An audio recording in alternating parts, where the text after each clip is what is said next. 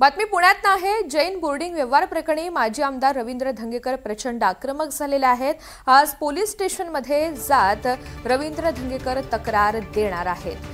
Jain boarding प्रकरणामधून builder Gokhale यांना माघार घेतली असली तरी या गैरव्यवहाराची चौकशी व्हावी अशी धंगेकर यांची प्रमुख मागणी आहे। एवढ्या मोठ्या जागेचा व्यवहार कुणी केला आणि त्यामध्ये कुणी मदत केली याचा सखोल तपास व्हावा म्हणून तक्रार नोंदवली जाईल। रवींद्र धंगेकर हे पहिल्या दिवसापासून या प्रकरणामध्ये चौकशी करण्याची मागणी करतायत।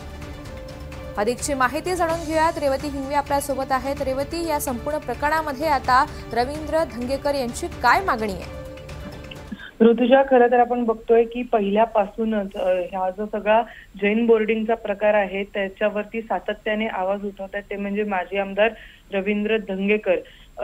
खरं तर आता जरी आज जैन बोर्डिंग प्रकरणी सुनावणी आहे आणि असं निश्चित झालेलं आहे की जवळपास व्यवहार रद्द झालेला आहे, परंतु धंगेकर अशी मागणी करत आहेत की जरी व्यवहार रद्द झाला तरी पण हा जो अवैधरित्या व्यवहार झालेला होता त्याची सखोल चौकशी व्हावी आणि यामध्ये मुरलीधर मोहोळांची देखील चौकशी व्हावी अशी त्यांनी मागणी केलेली आहे। आणि त्यासोबतच आज ते पोलीस स्टेशनमध्ये जाऊन या संदर्भातली रीतसर तक्रार देखील दाखल करणार आहेत। तर आता हे पाहणं महत्वाचं असणार आहे की तिकडे गेल्यानंतर ते तक्रार दाखल केल्यानंतर माध्यमांची नेमकं काय बोलतील।